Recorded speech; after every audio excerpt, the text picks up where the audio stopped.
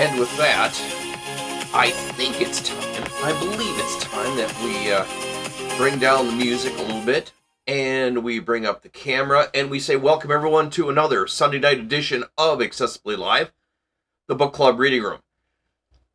I got a little bit of caffeine in me, and I'm feeling good. Hope you guys are having a really good weekend.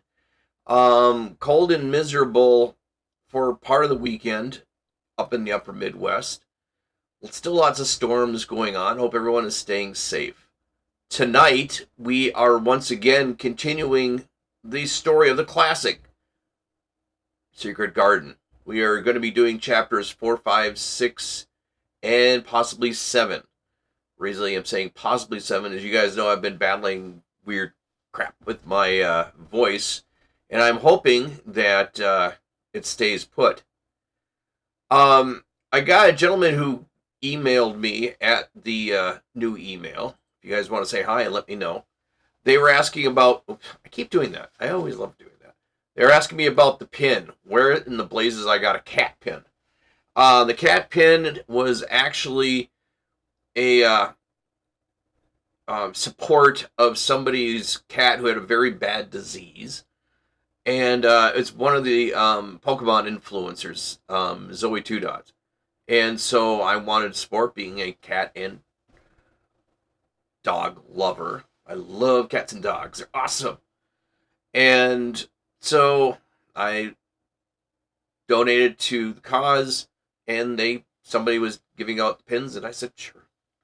So I got the pin, and just showing my support for animals, cats and dogs, goldfish, chinchillas, every kind of cool stuff. Even snakes and spiders, yeah. I just hear my executive producer going, no. None of that. Don't forget, when you guys get a chance, please give me a like and subscribe. It really helps the algorithm a lot. Just love to know where you guys are watching from. That's why if you guys email me, let me know. But hit the like button, hit the subscribe button. We are here on Twitch and on YouTube. So when you miss it on one, head on over to YouTube and pick up what you missed. By the way, hope you like the picture. That's something I took many, many months ago. Up upon the North Shore, just down and over from Duluth. Just up from Two Harbors. Pretty area. If you guys need a vacation, need to get some fresh air and blue skies and kind of cool images, head up that way. Highly recommend it. You may see me traipsing across the UMD campus. But we have got a lot of chapters to cover, and I think we need to get started. Let's get started right away. And yes, I know there will be the glare once in a while. I like the pen. We are going to get started with Chapter 4 of Frances Hodgson Burnett's The Secret Garden here on Accessibly Live, the book club reading room. Knew that was going to start. Chapter 4. Martha. When she opened her eyes in the morning, it was because of a young housemaid who came into her room to light the fire and was kneeling on the hearth rug, raking out the cinders noisily. Mary lay and watched her for a few moments and then began to look about the room. She had never seen a room at all like it and thought it was curious and gloomy. The walls were covered with tapestry with a forest scene embroidered on it. There were fantastical dressed people under the trees, and in the distance there was the glimpse of the turrets of a castle. There were hunters and horses and dogs and ladies. Mary felt as if she were in a forest with them. Out of the deep window she could see a great climbing stretch of land, which seemed to have no trees on it, and looked rather like an endless, dull, purplish sea. "What is that?" she said, pointing out the window. Martha, the young housemaid, who had risen to her feet, looked and pointed also. "That there?" she said. "Yes, that's the moor," she said with a good-mannered nature. Does he like that?" "No," answered Mary. "I hate it." "That's because thou'rt not used to it," Martha said, going back to her hearth. "The thinks that they're too big and bare now. But thou'll like it soon." "Do you?" inquired Mary. "Aye, that I do," answered Martha, cheerfully polishing away the grate. "I love it. It's not bare. It's covered with growing things that smells sweet. It's fairly lovely in the spring and the summer, when the grouse and the broom and the heather are in flower. It smells of honey, and there are such a lot of fresh air, and that sky looks so high, and the bees and the larks make such a nice noise humming and singing. I wouldn't live away from the moor for anything." Mary listened to her with a grave, puzzled expression. The native servants said she had been used to in India were not in the least like this. They were obsequious and servile, and did not presume to talk to their masters as if they were equals. They were salams, and called them protector of the poor, and names of that sort. Indian servants were commanded to do things, not ask. It was not the custom to say please and thank you, and Mary had always slapped her ayah in the face when she was angry. She wondered a little what this girl would do if one slapped her in the face. She was round, rosy, good-natured looking creature, but she had a sturdy way which made Mistress Mary wonder if she might not slap back, if the person who slapped were only a little girl. "You're a strange servant," she said from her pillows rather haughtily. Martha sat up on her heels, with her blackish brush in her hand, and laughed, without seeming to, at least without a temper. I know that," she said. "If there were a grand missus at Misselwith, I would have never been even one under the housemaids. I might have been let to be the scullery maid, but I never been let upstairs. I'm too common, and I talk too much Yorkshire. But this is a funny house for all its grandeur. Seems that there is neither master or mistress, except Mr. Pitcher and Mrs. Meldock and Mr. Craven, and he wouldn't be troubled about anything when he's here, and he's nearly always away. Mrs. Medlock gave me the place out of kindness. She told me she could never have done it if the Methodists had been like the other big houses." "Are you going to be my servant?" Mary asked, still her impetuous little Indian way. Martha began to rub the grate again. "I'm Mrs. Medlock's servant," she said stoutly, "and she's Mr. Craven's, but I'm to do the housemaid work up here and wait on you a bit. But you won't need much waiting on." "Who's going to dress me?" demanded Mary. Martha sat on her heels again and stared. She spoke in a broad Yorkshire in amazement. "Can you dress yourself, then?" she said. "What do you mean? I don't understand your language," said Mary. "I forgot," Martha said. "Mrs. Medlock told me I have to be careful or you won't know what I was saying. I mean, can't you put your own clothes on?" "No," answered Mary quite indignantly. "I never did in my life. My ayah dressed me, of course." "Well," said Martha, evidently not in the least aware that she was impudent, "it's time that you learn. That cannot be that you cannot be younger. It would be the good to be waiting on in thy spit. My mother always said that she couldn't see why grand people's children didn't turn out fair fools, what with nurses and being washed and dressed and took out for walks as if they were puppies." "It is different in India," said Mistress Mary disdainfully. She could scarcely stand this. Martha was not at all crushed.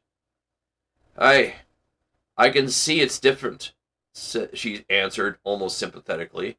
"I dare say it's because that there's such a lot of people there instead of local folks. When I heard when you were coming from India, I thought you might be black also."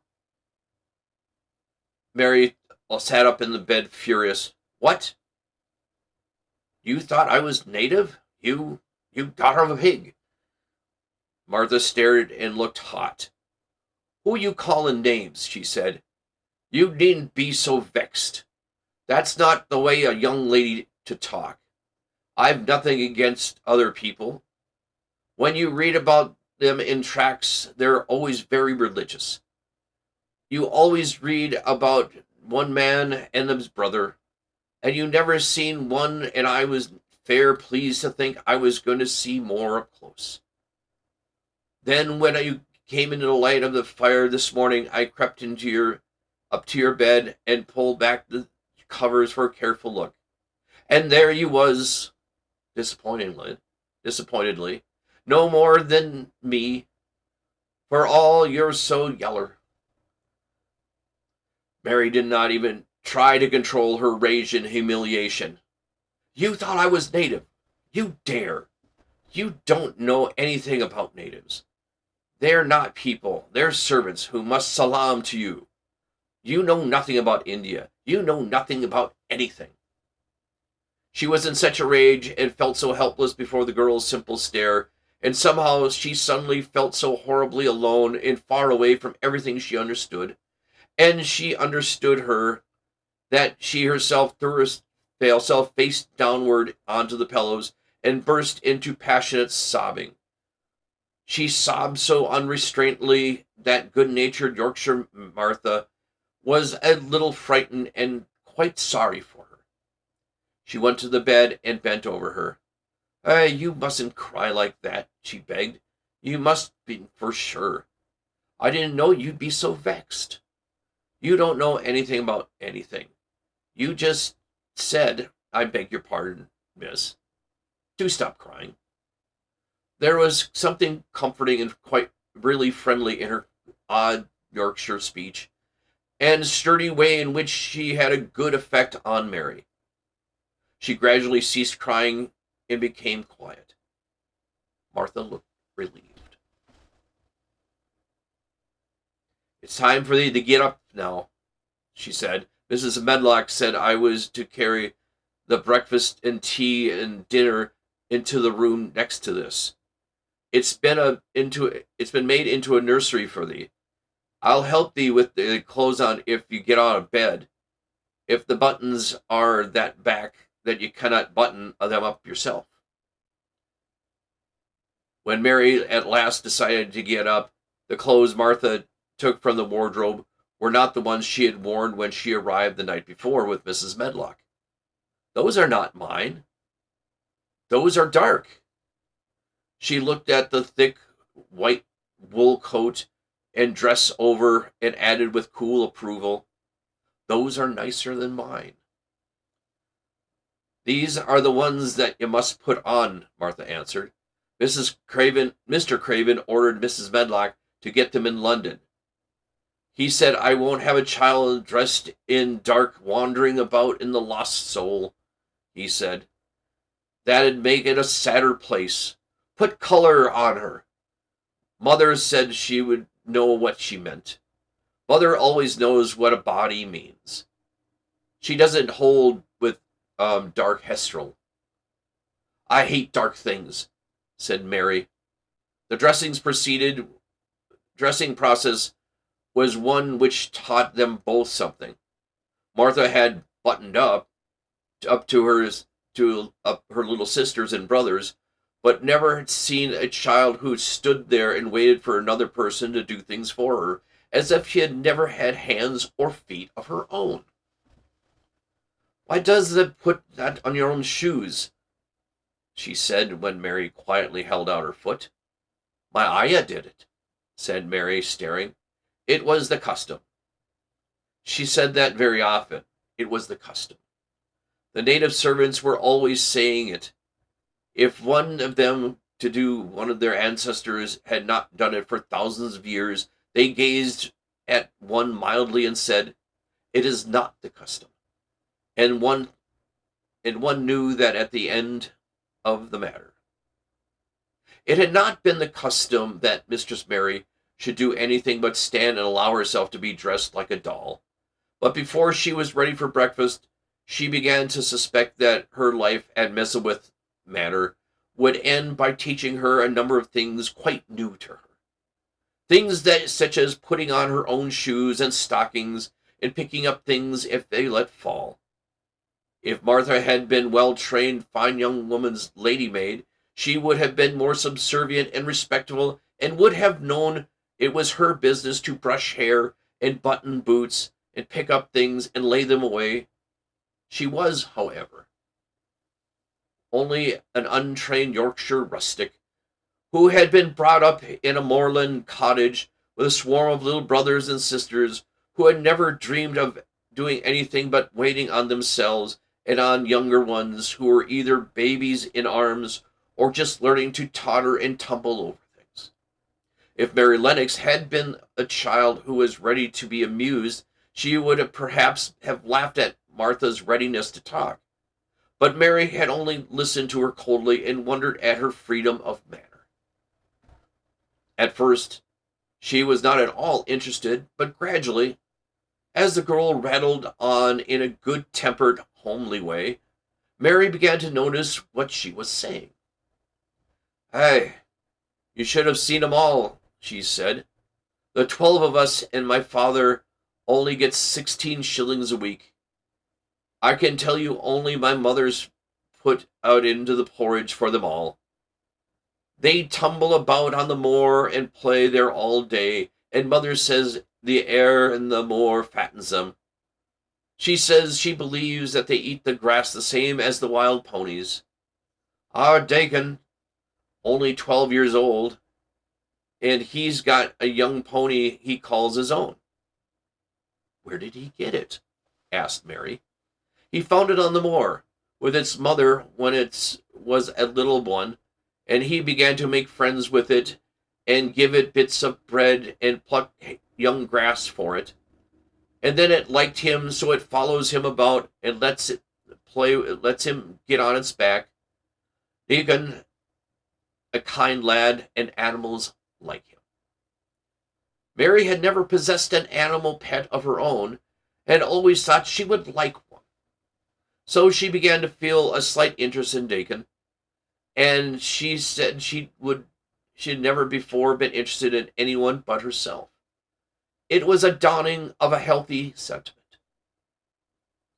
When she went into the other room, which had been made up into a nursery for her, she found that it was rather like one she had slept in. It was not a child's room, but a grown-up person's room, with gloomy old pictures on the walls and heavy oak chairs. The table in the center was set with a good substantial breakfast, but she had always had very small appetite, and she looked at something more than indifference at the first plate Martha set before her. I don't want it, she said. I don't want the porridge? Martha exclaimed incredulously. No. That doesn't sound how good it is.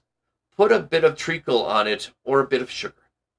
I don't want it, repeated Mary. Hey, said Mary. I can't abide to see good victuals go to waste. If our children at this table were to clean it bare in 5 minutes. Why? asked Mary coldly. I don't know what it is to be hungry, said Mary with an indifference of ignorance. Martha looked indignant. Well, it would do thee good to try it. I can see that plain enough, she said outspokenly. I have no patience with folks as sits and just stares at a good bread and meat. My word, don't I wish Dickon, Phil, and Jane and the rest of them had what's under the pinafores. Why don't you take it to them? Suggested Mary. It is not mine, answered Martha stoutly. And this isn't my day. I get my day out once a month, the same as the rest. Then I go home and I clean up for mother and give her a day's rest. Mary drank some tea and ate a little toast and some marmalade. You wrap up warm and run out and play, said Martha. It'll do you good and give you some stomach for your meat. Mary went out to the window. There were gardens and paths and big trees, and everything looked dull and wintry. Out? Why should I go out on a day like this? Well, if that doesn't go out, that'll have to stay in. And what's that got to do? Mary glanced at her. There was nothing to do. When Mrs. Medlock had prepared the nursery, she had not thought of amusement. Perhaps it would be better to go and see what the gardens were like. Who will go with me? She inquired. Martha stared. You'll go by yourself, she answered. You'll have to learn to play like other children do when they haven't got sisters and brothers. Our Deacon goes off onto the moor by himself and plays for hours. That's how he made friends with the pony. He got sheep out on the moor that know him and birds that come and eats out of his hand. However little there is to eat, he always saves a little bit of bread to coax his pets. It was really this mention of Dakin that made Mary decide to go out, although she was not aware of it. There would be birds outside. There would not be ponies or sheep. There would be different from the birds in India, and it might amuse her to look at them. Martha found her coat and hat for her and a pair of stout little boots and showed her how it weighed down the stairs. If that goes round that way, you'll come out to the gardens, she said, pointing to the gate at the wall in the shrubbery. There's lots of flowers in the summertime, but nothing blooming now. She seemed to hesitate for a second. She added, one of the gardens is locked up. No one has been in it for years. Why? Asked Mary in spite of herself. Here was another locked door added to the 100 in this strange house.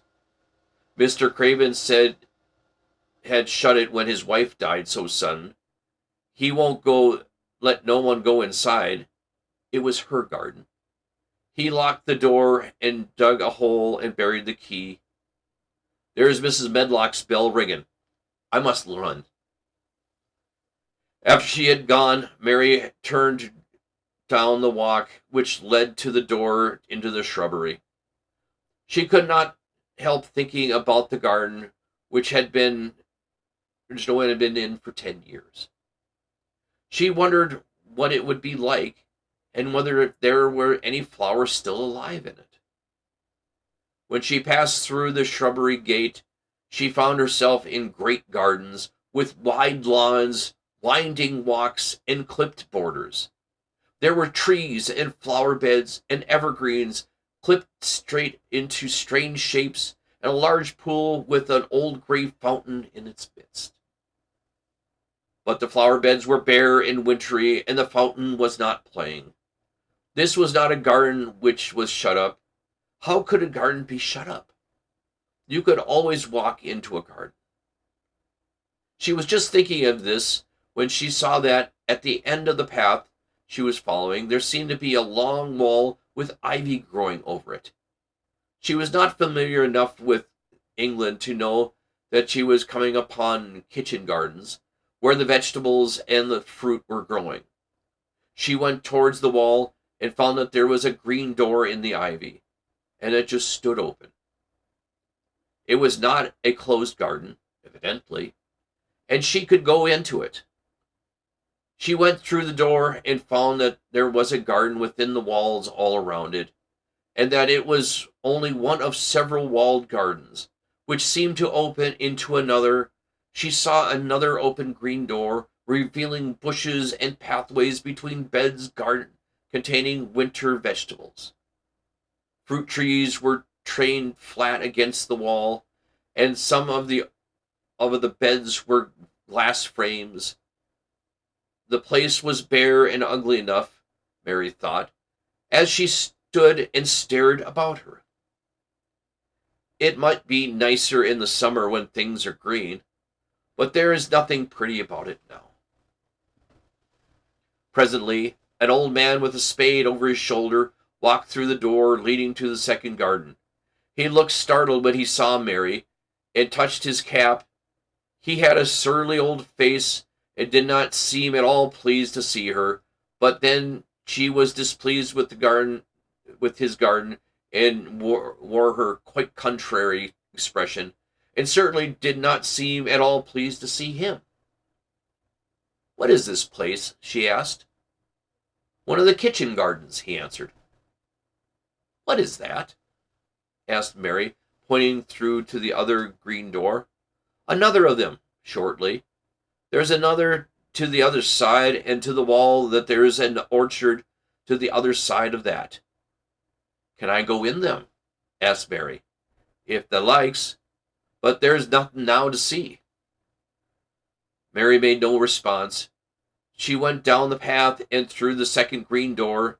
She found more walls in winter vegetables and glass frames, but the second wall, and that there was a green door, and it was not open.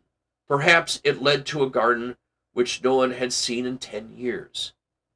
As she was not at all a timid child, and was always did what she wanted to do, Mary went to the green door and turned the handle. She hoped the door would not open, because she wanted to be sure she found the mysterious garden. But it did open quite easily, and she walked through and found herself in an orchard.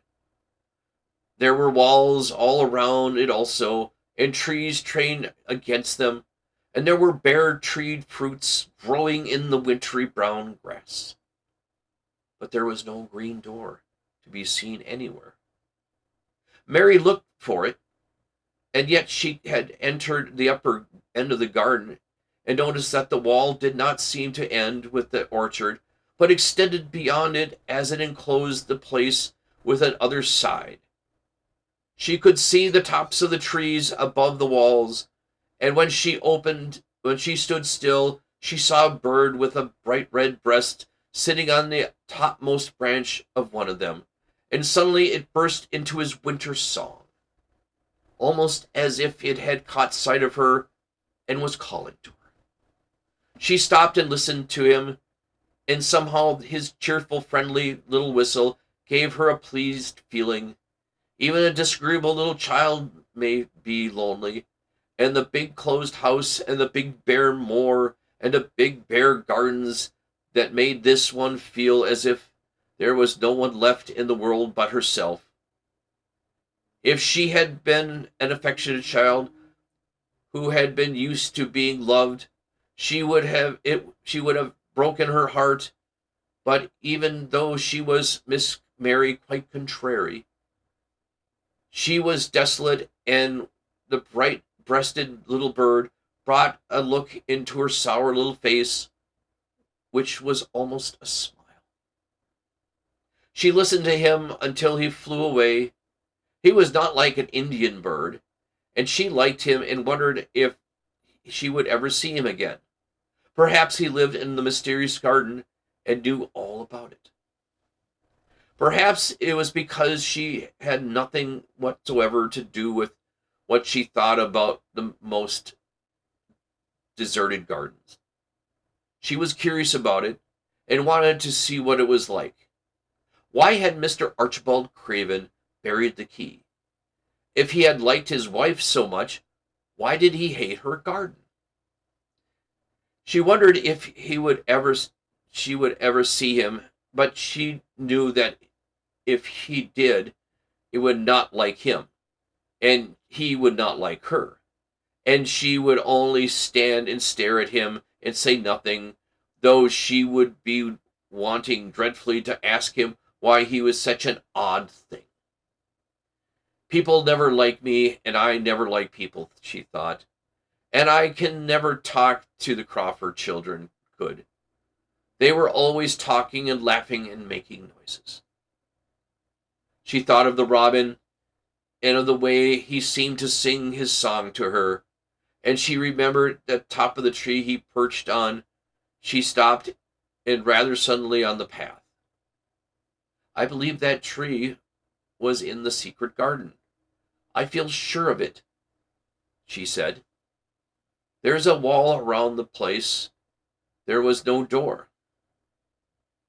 She walked back into the first kitchen garden she had entered and found the old man digging there.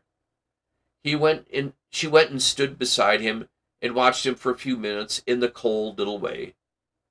He took no notice of her, so at last she spoke to him. I have been into the other gardens, she said.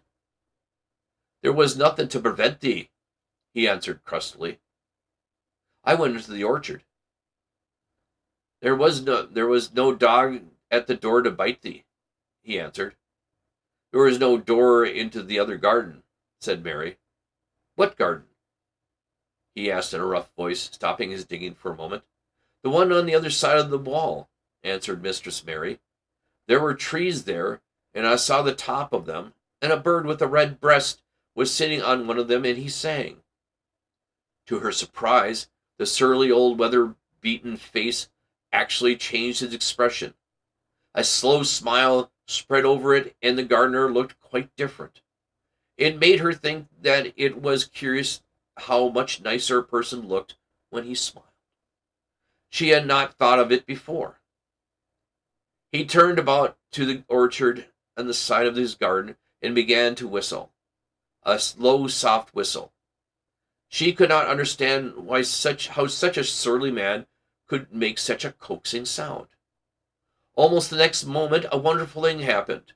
She heard a soft little rushing flight through the air, and it was the bird with the red breast flying to them, and he actually alighted on the big clod of earth quite near the gardener's foot. Here he is, chuckled the old man, and he spoke to the bird as if he were speaking to the child. Where has thee been, that cheeky little beggar? He said. I've not seen thee before today. Has that begun that courtin' this early in the season? Thou'rt too fraud. The bird put his tiny head to one side and looked up at him with soft bright eye, which was like a black dewdrop. He seemed quite familiar and not at least afraid. He hopped about and pecked the earth briskly, looking for seeds and insects. It actually gave Mary an odd feeling in her heart, because he was so pretty and cheerful and seemed so like a person. He had a tiny, plump body and a delicate beak and slender, delicate legs. Will he always come when you call him? She asked almost in a whisper. Aye, that he will. I've known him ever since he was a fledgling. He came out of the nest near the gardens, and then he first flew over the wall because he was too weak to fly back for a few days when we got friendly. When he went over the wall again, the rest of the brood was gone, and he was lonely, and he came back to me. What kind of bird is he? Mary asked. Doesn't that know? That's a robin redbreast, and they're the friendliest, curious birds alive. They're almost as friendly as dogs. if you know how to get on with them. Watch him pecking about here and looking around at us now and again. He knows we're talking about him. It was the oddest thing in the world to see the little fellow. He looked a little plump, little scarlet waistcoated bird, as if he were proud and fond of him. He's a conceited one, he chuckled. He likes to hear folks talk about him. And curious. Bless me, there never been his like for curiosity and meddling. He's always coming to see what I've been planting. He knows all the things Mr. Craven never troubles himself to find out. He's the head gardener, he is. The robin hopped about, busily pecking the soil, and now and then stopping and looked up at them. Mary thought his black dewdrop eyes gazed at her with great curiosity. It really seemed as if he were finding all about her. That odd feeling in her heart increased. Where did the rest of the brood fly to? She asked. There's no knowing. The old one turns them out into the nest and makes them fly away, and then they scatter before you know it. This one was the known one, and he knew he was lonely. Mistress Mary went a step nearer the robin and looked at him very hard. I'm lonely, she said. She had not known before that this was one of those things which made her feel sour and cross. She seemed to find out when the robin looked at her, and she looked at the robin. The old gardener pushed his cap back on his bald head and stared at her a minute. Art the little wench from India? He asked. Mary nodded. Then no wonder that thou'rt lonely. That'll be lonelier before that's done, he said. He began to dig again, driving his spade deep into the rich black garden soil, when the robin hopped about very busily employed. What's your name? Mary inquired. He stood up before her. Ben Weatherstaff, he answered, and then he added with a surly chuckle, I'm lonely myself except when he's with me, and he jerked his thumb towards the robin. He's the only friend I've got. I have no friends at all, said Mary. I never had. My ayah didn't like me and I never played with anyone. It is a Yorkshire habit to say what you think with blunt frankness, and old Ben Weatherstaff was Yorkshire moorman.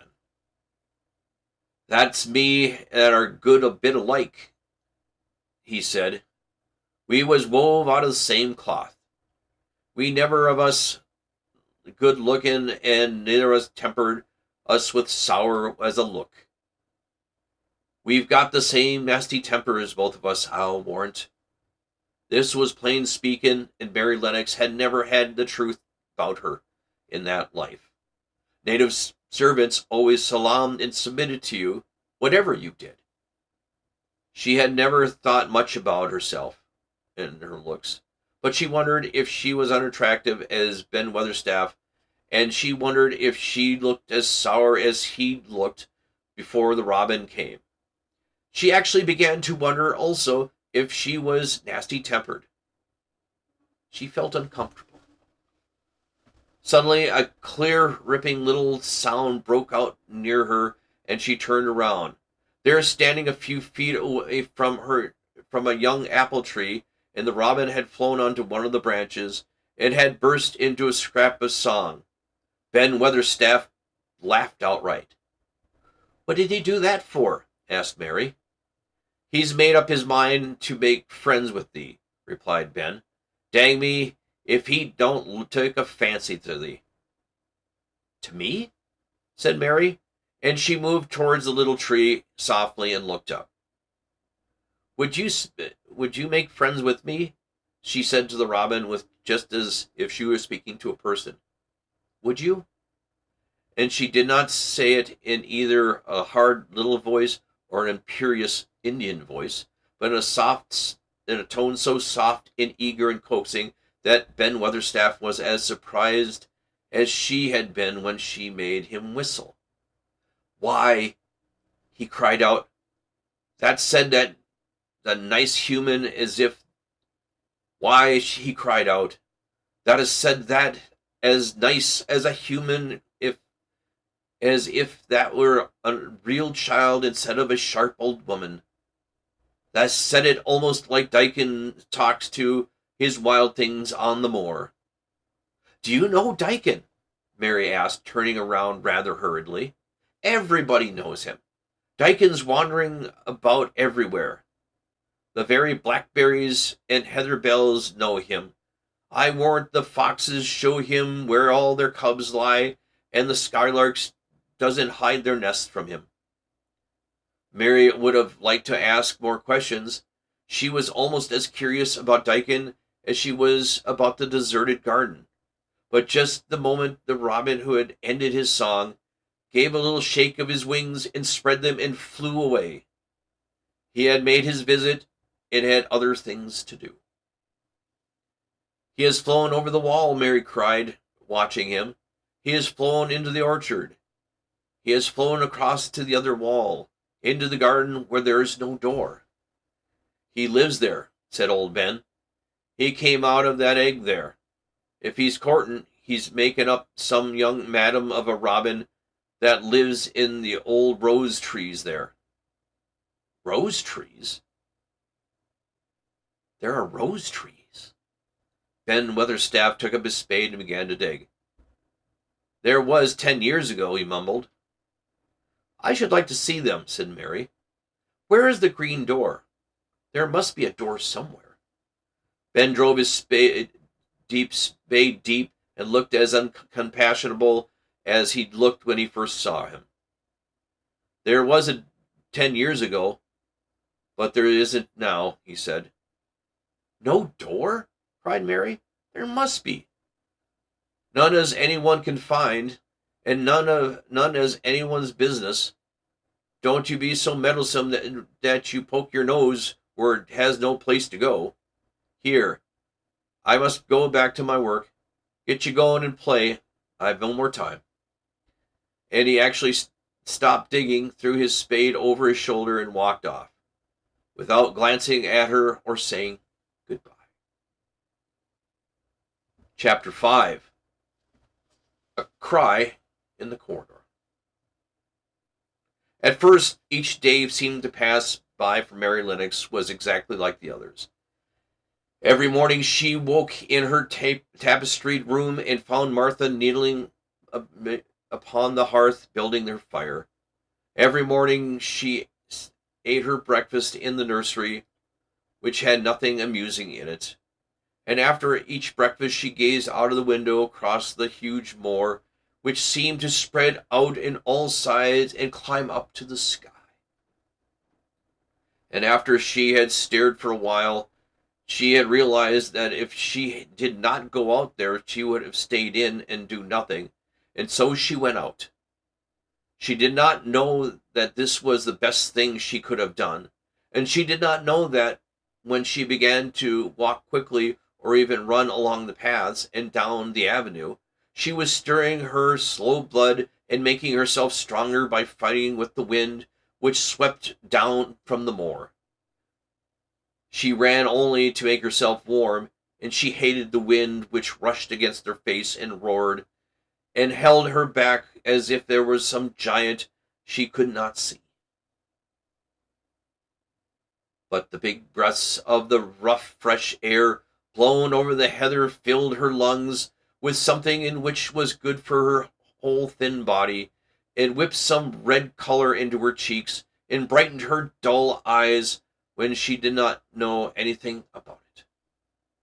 But after a few days spent almost entirely out of doors, she wakened one morning knowing that she was hungry, and when she sat down for breakfast, she did not glance disdainfully at the porridge, and put it away, and took up her spoon and began to eat it, and went on eating until the bowl was empty. "That got on well with you this morning, didn't I?" said Martha. "It tastes nice today," said Mary, feeling a little surprised by herself. It's the air of the moor that gives thee stomach for the victuals, answered Martha. It's lucky for thee that we've got victuals as well as an appetite. There's been 12 in our cottage, and I had the stomach had nothing to put in it. You got to playing outdoors every day, and you'll have some flesh on your bones, and you won't be so yaller. I don't play, said Mary. I have nothing to play with. Nothing to play with? Exclaimed Martha. Our children play with sticks and stones. They just runs and shouts and looks at things. Mary did not shout and did not look at things. There was nothing else to do. She walked around and around the gardens and wandered about the paths in the park. Sometimes she looked for Ben Weatherstaff, but though several times he saw him at work, he was too busy to look at her or was too surly. Once, when she was walking towards him, he picked up his spade and turned away as if he did it on purpose. One place she went to oftener than any others. It was the long walk outside the gardens with the walls around them. There were bare flower beds on either side, and against the walls ivy grew thick. There was one part of the wall where the creeping dark green leaves were much more bushier than elsewhere. It seemed as if for a long time that part had been neglected. The rest had been clipped or been made to look neat, but at this lower end of the walk it not had been trimmed at all. After a few days she went to talk to Ben Weatherstaff. Mary stopped and noticed this and wondered why it was so. She said she had just paused and was looking up at the long spray of ivy swinging in the wind when she saw a gleam of scarlet and heard a brilliant chirp, and there, on the top of the wall, perched Ben Weatherstaff's red robin, tilting forward to look at her with a small head on one side. "Oh!" she cried out, "it is you! It is you!" And it did not seem at all odd to her that she spoke to him, as if she were sure he would answer and understand her. He did answer. He twittered and chirped and hopped along the wall as if he were telling her all sorts of things. It seemed to Mistress Mary that she too understood him, too. Although he was not speaking in words, it was as if she had said, "Good morning. Isn't the wind nice? Isn't the sun nice? Isn't everything nice? Let us both chirp and hop and twitter. Come on, come on." Mary began to laugh, and as he hopped along little flights along the wall, she ran after him. Poor little thin, Sally Ugly Mary, she was actually looking almost pretty for a moment. I like you," she cried out, pattering down the walk. She chirped and tried to whistle, which at last seemed to not know how to do the least. But the robin seemed to be quite satisfied and chirped and whistled back at her. At last he spread his wings and made a darting flight to the top of the tree, where he perched and sang loudly. That reminded Mary of the first time she had seen him. He had been swinging on top of a tree, and that she had been standing in the orchard. Now she was on the other side of the orchard, standing on the path outside the wall, much lower down, and there were the same trees inside. "It's in the garden no one can go into," she said to herself. "It's the garden without a door. He lives in there. How I wish I could see what it was like." She ran up the walk to the green door she had entered the first morning, and ran down the path through the other door into the other orchard, and then she stood where she stood and looked up to the tree on the other side of the wall, and there was the robin just finishing his song and began to preen his feathers with his beak. "It is the garden," she said. "I'm sure it is."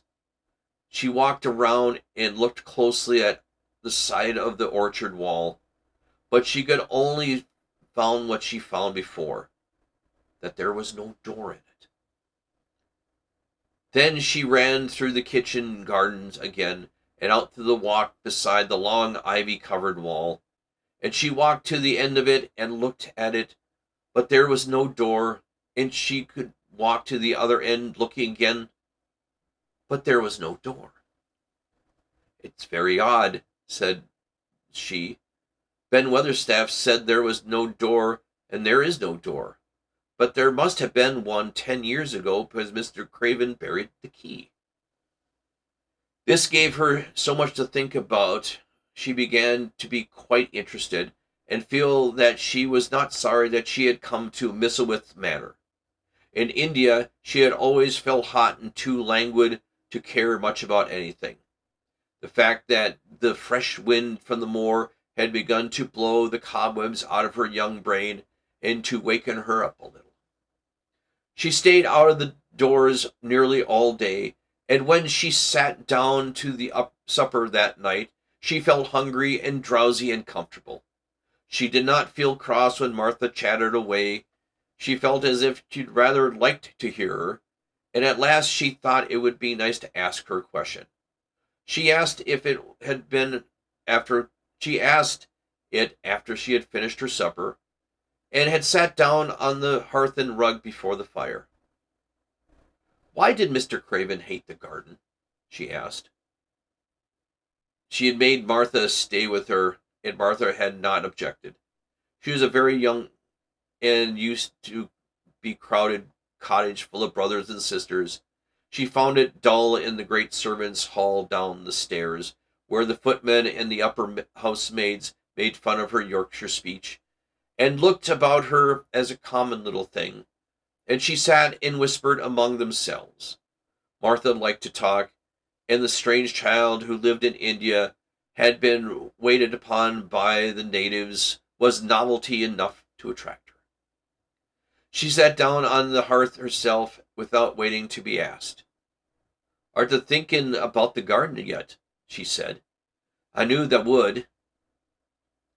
That would be the way with me when I first heard about it." "Why did he hate it?" Mary persisted. Martha tucked her feet under her and made herself quite comfortable. "Listen to the wind withering around the house," she said. "You could bear stand up to the moor if you went out on it tonight." Mary did not know what withering meant until she listened, and that she understood. It meant that hollow, shuddering sort of roar which rushed around and around the house as if a giant no one could see were buffeting it and beating on the walls and the windows, trying to break in. But no one knew he could get in, and somehow it made one feel very safe and warm inside the room, with red coal fire. "But why did he hate it so?" she asked, and after she listened, she intended to know what Martha did. Then Martha gave up her store of knowledge. Mind you," she said, "Mrs. Medlock said that it was not to be talked about. There's lots of things in this place that not to be talked about. That's Mr. Craven's orders. His troubles are none servant's business, he says. But for the garden, he wouldn't like his. It was Mrs. Craven's garden, and that she had made when she first were married, and she loved it, and they used to tend the flowers themselves. And none of the gardeners was ever let in. Him and her used to go in and shut the door and stay there hours and hours reading and talking. And she was just a bit of a girl, and there was an old tree with a branch bent like a seat on it, and she made roses grow over it, and she used to sit there. But one day when she was sitting there, the branch broke and she fell onto the ground, and she was hurt so bad that the next day she died. The doctors thought he'd gone out of his mind and died too. That's why he hates it. No one ever goes in since, and he won't let anyone talk about it." Mary did not ask any more questions.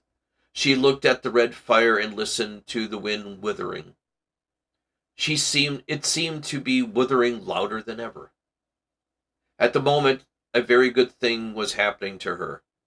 4 good things had happened to her, in fact, since she came to Missowith Manor. She had felt as if she understood a robin, and that he had understood her. She had run in the wind until her blood was grown warm.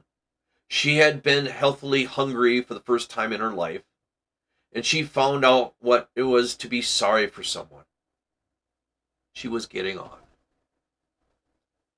But as she was listening to the wind and began to listen to someone else, she did not know what it was, because at first she could scarcely distinguish it from the wind itself. It was a curious sound. It almost seemed as if a child were crying somewhere. Sometimes the wind sounded like a child crying, but presently Mistress Mary was quite sure that this sound was in the house and not outside. It was far away, but it was inside. She turned around and looked at Martha. "Do you hear anyone crying?" she said. Martha suddenly looked confused. "No," she answered. "That's the wind. Sometimes it sounds like as if someone was lost on the moor and wailing.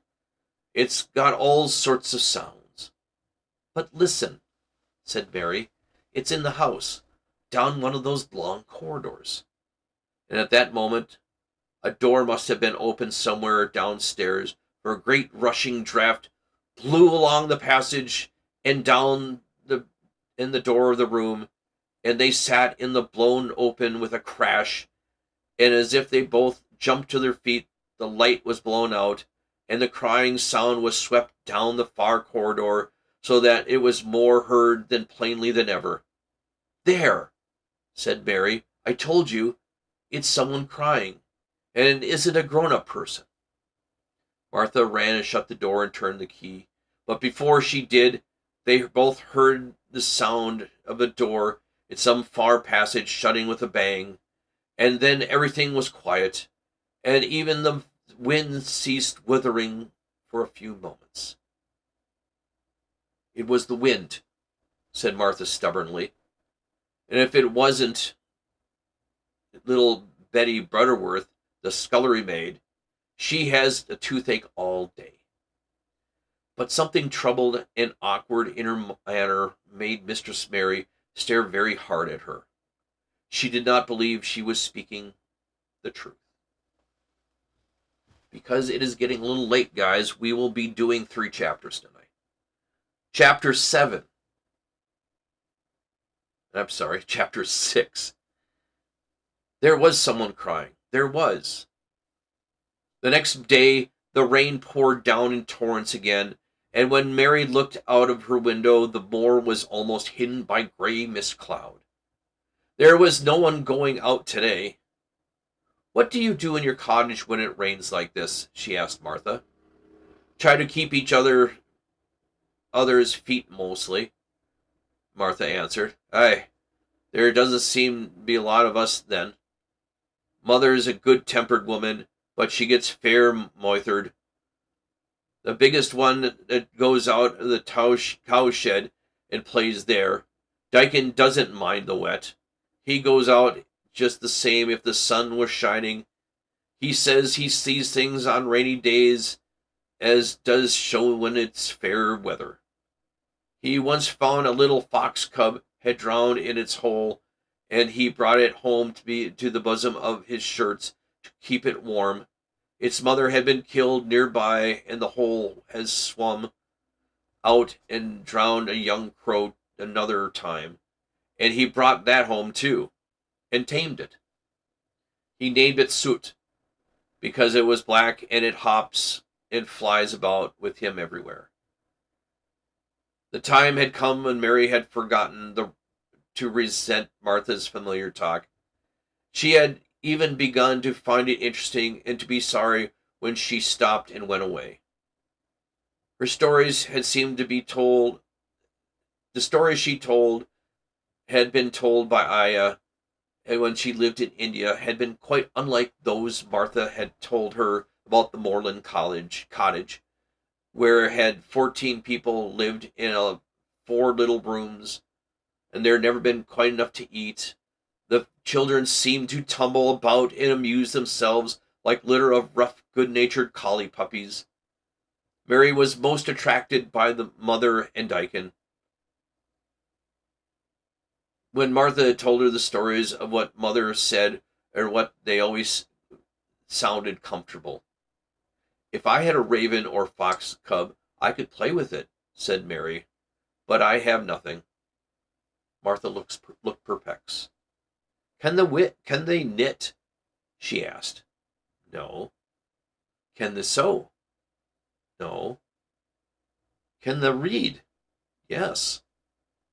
Then why doesn't then why don't you read something or learn a bit of spelling? That's old enough to be learning the book as good as bit now."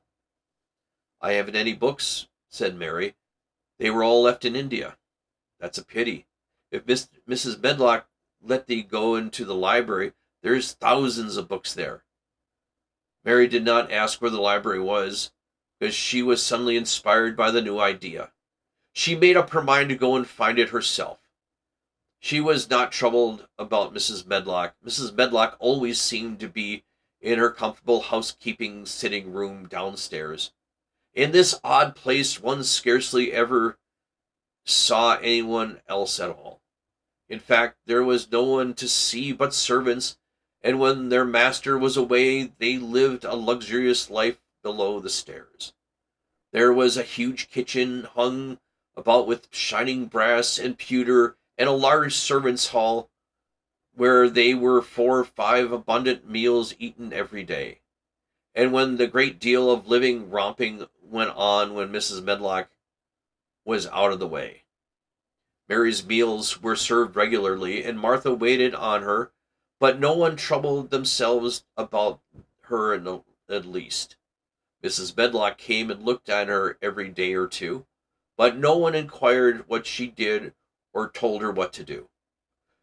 She supposed that perhaps this was the English way of treating children.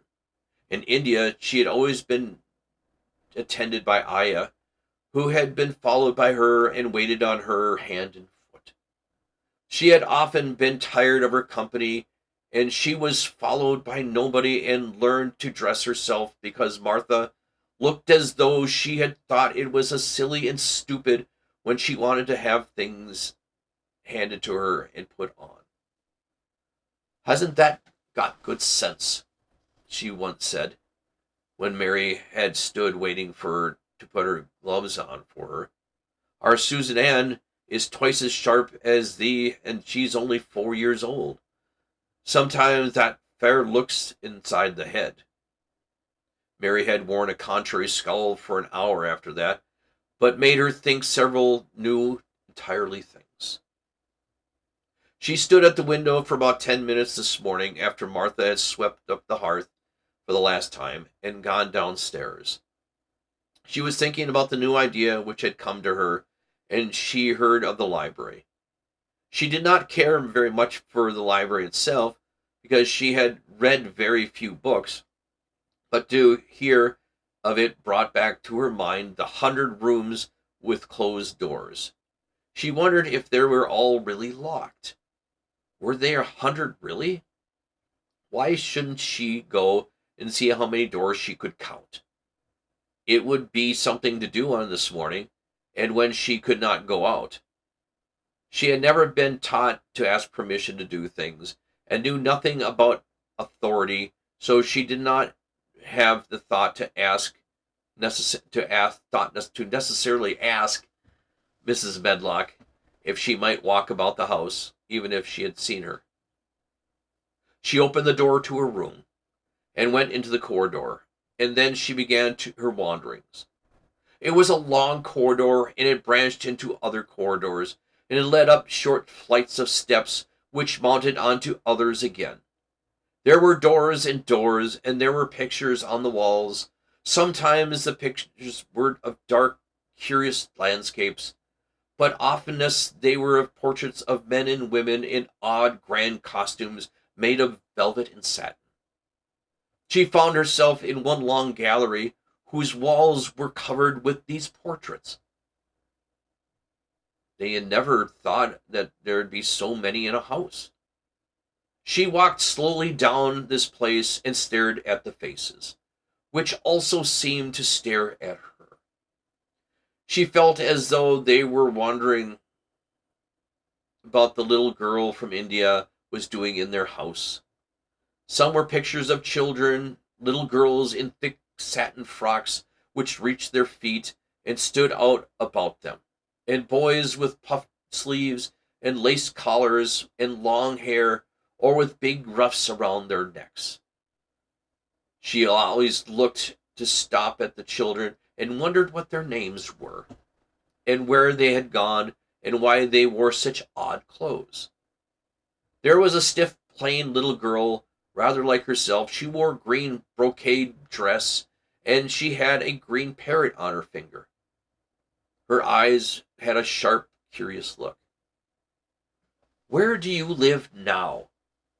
said Mary aloud to herself. "I wish you were here." Surely no other little girl ever spent such odd morning. It seemed as though there was no one in the whole rambling house but herself, small and wandering upstairs and down through narrow passages and wide ones, where it seemed to her that no one but herself had ever walked. Since so many rooms had been built, people must have lived there, but it seemed so empty that she could not quite believe it true. It was not until she climbed to the second floor that she thought of turning the handles of the door. All the doors were shut, as Mrs. Medlock said they were, but at last she put her hand on the handle of one of them, and it turned. She was almost frightened for a moment, and when she felt it turn without any difficulty, that was when she pushed upon the door itself. It slowly and heavily opened. It was a massive door and opened to a big bedroom. There were embroidered hangings on the wall, and inlaid furniture such as she had seen in India stood about her room. A broad window with leaded panes looked out upon the moor. Over the mantel was another portrait of a stiff, plain little girl who seemed to stare at her more curiously than ever. "Perhaps she slept here once," said Mary. "She stares at me so that it makes me feel quite odd." After she had opened more doors and more, she saw so many rooms and became quite tired, and began to think that there must be 100, though she had not counted them. In all of them there were old pictures and old tapestries with strange scenes worked on them. There were curious pieces of furniture and curious ornaments in nearly all of them. In one room, in which looked like a lady's sitting room, the hangings were all embroidered velvet, and in a cabinet there were about 100 little elephants made of ivory. There were of different sizes, and some had their manuts or palanquins on their backs. Some of them were much larger than the others. Some were so tiny that they seemed only babies. Mary had seen carved ivory in India, and she knew all about elephants. She opened the door of the cabinet and stood on a footstool and played with them for quite a long time. Then she got tired and said to the elephant and shut the door of the cabinet. In all her wanderings through the long corridors, and all the empty rooms, she had seen nothing alive. But this room she saw something. Just as she closed the cabinet door, she heard a tiny rustling sound. It made her jump and look around at the sofa by the fireplace, which seemed to come alive. In the corner of the sofa there was a cushion, and in the velvet which covered there was a hole, and in the hole peeped a tiny head with a pair of frightened eyes on it. Mary crept softly across the room to look. The bright eyes belonged to a tiny little gray mouse, and the mouse had eaten a hole into the cushion and had made itself a comfortable nest. 6 baby mice were cuddled up asleep near her, as if there were no one else alive in the 100 rooms. There were 7 mice who did not look lonely at all. If they wouldn't be so frightened, I would take them back with me, said Mary. She had wandered about the long enough to feel too tired to wander any further, so she turned back. 2 or 3 times she lost her way, turning down the wrong corridors, and was obliged to ramble up and down until she found the right one. But at last she reached her own floor again. Though she was some distance from her room, she did not know exactly where she was. I believe I've taken a wrong turn again, she said, standing still at what seemed to be the end of a short passage with tapestry on the walls. I don't know which way to go. How still everything is. It was while she was standing there, just after she had said this, and the stillness was broken by a sound. It was another cry, but not quite like the one she heard last night. It was only a short one, a fretful, childish whine muffled by passing through walls. It's nearer than it was, said Mary, whose heart beating rather faster, and it is crying. She put her hand accidentally upon the tapestry near her, and then sprung back, feeling quite startled. The tapestry was covering a door which fell open, and showed her that there was another part of the corridor behind it. Mrs. Medlock was coming up with a bunch of keys in her hand, and was very cross on her face. "What are you doing here?" she said. She took Mary by the arm and pulled her away. "What did I tell you?" I turned around the wrong corner," explained Mary. "I didn't know which way to go, and I heard someone crying." She quite hated Mrs. Medlock at the moment, but she hated her more than next. "You did not hear anything of the sort," said the housekeeper. "You may come along back to your nursery, or I'll box your ears." She took her by the arm and half pushed her, half pulled her up the passageway, and down another until she pushed her into the room next to her own. "Now," she said, "you stay where you're told to stay, or you'll find yourself locked up. The master had better get you a governess, the same as he would. You're one that needs someone to look sharp after you. I've got enough to do." She went out of the room and slammed the door after her, and Mary went and sat on the hearth rug, pale with rage. She did not cry, but ground her teeth. There was someone crying. There was, she said to herself. Then she heard it twice now, and sometime she would find out. She had found out a great deal this morning. She felt as if she had been on a long journey, and at any rate she had something to amuse her all the time. She had played with the ivory elephants, and had seen a gray mouse and its babies in the nest in the velvet cushion. As I said earlier, these chapters are getting a little bit longer, and I thought I could get through 4 chapters a night. Unfortunately, I'm going to start reworking this just a little bit, guys. I'm going to do 3 chapters a Sunday, just so that you guys don't lose interest and you guys don't fall half asleep watching the show. Please don't. Either that or just turn up the sound and listen as I read. That's what I've always said, guys, too, is that when you guys get a chance, you don't have to follow along and read along with us. By the way, starting next week, chapter 7, 8, and 9. We will, I'm liking the story. A lot of interesting things going on in an old castle.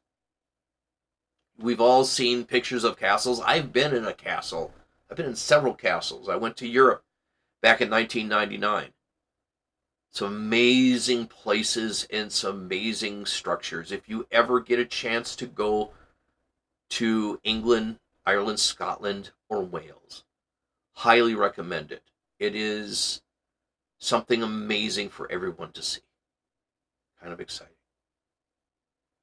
Those were chapters 4, 5, and 6 of The Secret Garden. And I hope you guys are enjoying the story. I'm enjoying sharing it with you. This is what Accessibly Live does. We read public domain books for you. Kind of give you more of a feel for what some of the books that you may have missed reading. And to go pick up and start reading now. Kind of exciting. Don't forget, guys, when you have a moment, to like and subscribe. It helps us out 110% here on Twitch and also on YouTube. And it's nice to have you stopping by to visit on a regular basis. I appreciate it. I really do. As I said, next week, chapters 7, 8, and 9 of The Secret Garden. I hope that you guys stop in and sit back and enjoy the stories. I am Joel K. This is Accessibly Live, the book club reading room. Every Sunday night, live at 8 p.m. Central Standard Time. Oh, by the way, I hope everyone who's in the United States survived daylight savings time and losing an hour's sleep on Sunday. It was a lot of fun. Before we go, as we do with the Thursday night conversation station, we end the show with a quote. And this one I found some time ago, and I wanted to share it with you because it's simplistic, it's understandable, and it's truthful. The final quote for the night. The whole worth of a kind deed lies in the love that inspires it. The Talmud. The whole worth of a kind deed lies in the love that inspires it. The lecture of a tiny mouse to a great owl. We all need to remember that a kindness doesn't get paid for. You do it because you want to. And for myself and others, it's the right thing to do, and it's the kind thing to do. Because helping your neighbor up the street, if you have older folks that live in a house that you notice they could use a hand mowing the lawn or picking up trash in the yard, raking leaves, shoveling snow off a sidewalk if you guys have snow, and helping out. Because sometimes just a little bit of kindness does amazing things, not only for the person you're helping, but for you as well. I am Joel K. This is Accessibly Live, the book club reading room. Don't forget, this is our new email, joelk_OG@protonmail.com. Hope you guys like the show. I appreciate everyone who stops in on a regular basis. joelk_OG@protonmail.com. Let me know where you guys are watching from. It is time to go. Be well, be safe, be kind. Have a good week this week. Be careful. We all need to watch ourselves. Be careful. Watch for our friends. Give our sisters and brothers and aunts and uncles, give them a helping hand. Because it's the kind thing to do. Take care, all. We will see you this Thursday for Accessibly Live. 7 p.m. Central Standard Time live here. We'll see you soon. Bye-bye.